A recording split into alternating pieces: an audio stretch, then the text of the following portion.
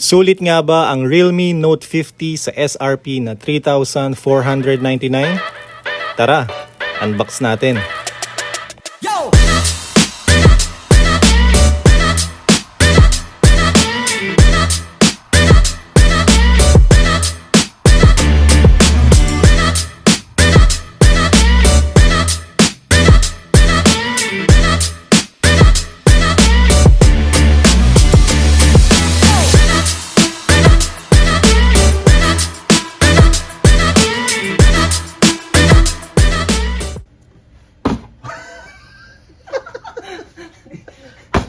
Ang ingay yun.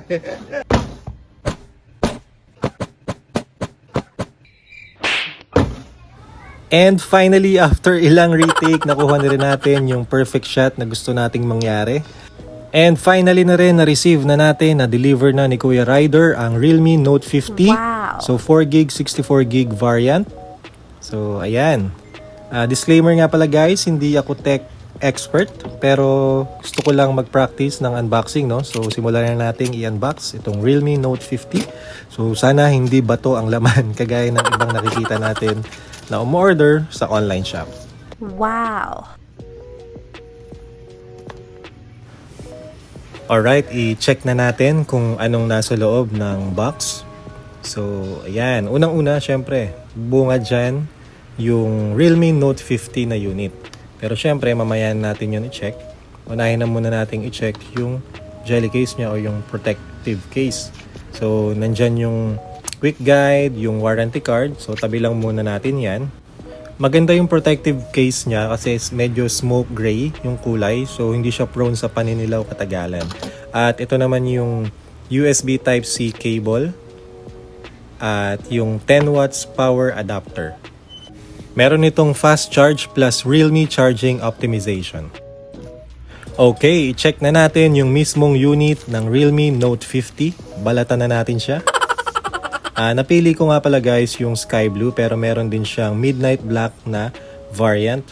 So meron siyang stylish glittering design, medyo matte sa ibaba, tapos shiny naman or glossy pagdating sa camera portion. Manipis lang siya guys, 7.9mm. Magaan, nasa 186 grams lang siya. Visually stunning. Wow, English, paki-spell.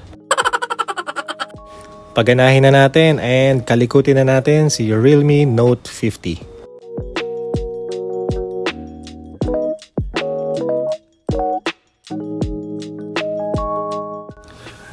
Maganda and malinaw yung display niya, 6.74 HD+, so malaki siya, 90.3% screen to body ratio.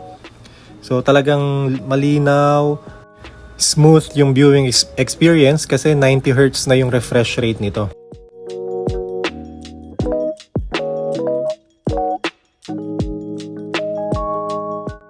Makikita nyo rin dito guys na naka-Android version 13 na rin siya. Camera specs, 13 megapixel AI camera. So, tinesting natin siya. For its price, talagang pwede na, no? Malinaw, kitang-kita naman sa sample shot. And sa video recording naman, up to 1080p kaya.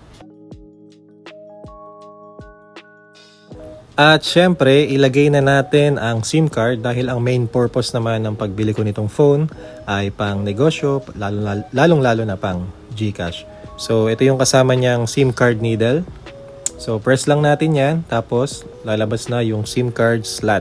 Meron siyang tatlong slot. Dalawang slot for nano SIM card. And yung isa naman, para sa memory. Expandable tong Realme Note 50, if I'm not mistaken, up to 2 TB.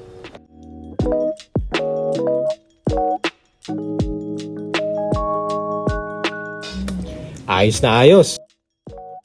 Alright, ilagay na natin yung freebie na jelly case para dagdag protection sa Realme Note 50 natin. So, hindi siya puting-puti or clear kasi smoke gray siya. Kaya medyo mababawasan yung pagka-sky blue ng unit. Pero okay na rin yan. Libre lang yan eh. Magreklamo ka pa ba? Guys, ito nga pala yung pinakita kanina sa first part ng video, no? Yung isa sa nagustuhan ko kay Realme Note 50, meron siyang charging animation feature. So para siya nagkaroon ng iPhone notch. And for me, dagdag angas yun. At syempre, tinesting din natin siya sa larong Mobile Legends using high frame rate, medium graphics, and hindi naman naka-experience ng lag or delay kahit pa funny user ka. So for me, sobrang sulit talaga nitong Realme Note 50 4GB 64 sa presyong 3,499. Nakabili pa natin siya sa Shopee ng discounted more than 1,000 kaya naging 2,408 na lang yung presyo niya. Nasa description link nga pala guys yung official Realme store. So guys, kung naghahanap kayo ng smartphone na pasok sa budget, so pwedeng si Realme Note 50. Lalo na ang main purpose ko sa pagbili nito is pang negosyo, pang GCash, ganon, tawag, text. So panalong panalo to.